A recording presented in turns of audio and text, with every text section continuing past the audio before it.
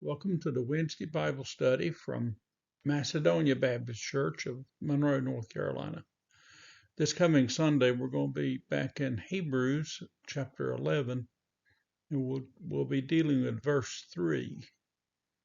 And Hebrews 11:3 talks about how the Lord spoke the universe into existence. So I thought today we go over to Psalm 33, verses 6 through 11, because the psalmist touches on this subject there in that passage. And I'm just calling this the Lord spoke. Starting at verse 6, by the word of the Lord the heavens were made, and all the host of them by the breath of his mouth. He gathers the waters of the sea together as a heap. He lays up the deep in storehouses. Let all the earth fear the Lord.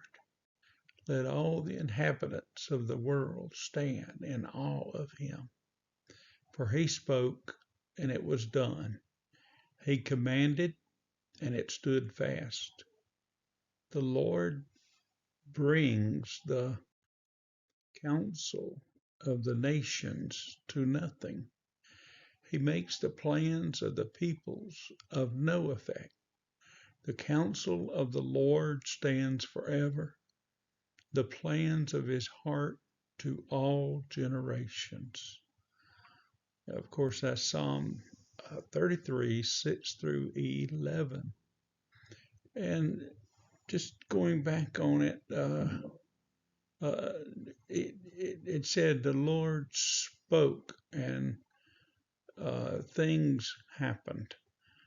And of course, that's the story we find in Genesis chapter 1, how the Lord spoke, and there were the heavens, and the Lord spoke, and there were animals, and the Lord spoke, and there was plant life, and the Lord spoke, and there was man and woman.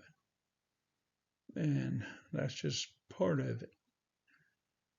And we're going to see on Sunday as we study this, he didn't use anything. A carpenter or a builder is preparing to build a house, and he gets together a purchase order. And on that purchase order, he lists lumber and nails and all kinds of things, shingles, all the things it takes to build a house. And it would probably fill up 2, 3, or more truckloads to have it delivered. That's how a human being builds things. But when God builds something, and in this case, the universe, the worlds, it's called the worlds in Hebrews, the universe, he used no materials. He used nothing of substance to make all this. Nothing. What did he do? He spoke. He said, heavens, let it be. The stars in the sky, let it be. Just that easy. God can build the universe effortlessly. We're told at the end of the 6th day, he took the 7th day to rest. But it wasn't that God was tired. God does not get weary. God can build the universe in 6 days, and he's still a mighty God. He set aside the Sabbath for man, to show man that he needed a Sabbath. So as we think about this week, as we prepare to come together on Sunday, think about the wonder of it all.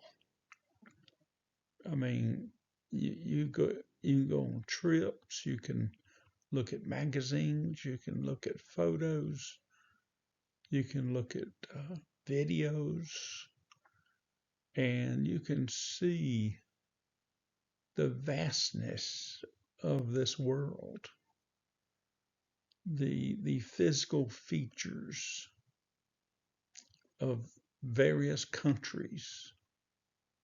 And here's one that just amazes me: the oceans. We've been on several cruises, and it's really something to be out there at sea and all you can see is ocean. And to think of what's down below the sea, the animal and fish life, beautiful corals, is a whole other world. There are mountains and valleys and the oceans. Well, that's just part of our earth. The grand mountains that you can visit, Mount Mitchell, and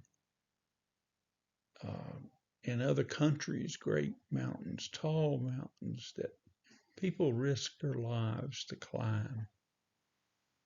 God made all that by speaking it into existence.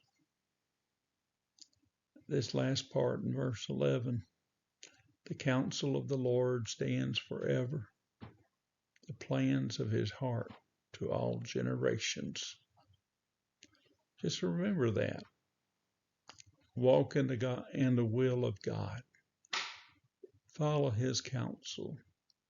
Obey his word. Seek his guidance, because he is a mighty God.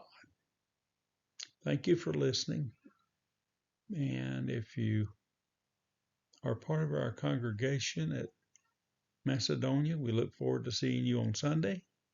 And if you don't have a church to attend, we invite you to come and attend. Sunday school's at 9 a.m. and worship is at 10 a.m. Thank you for tuning in.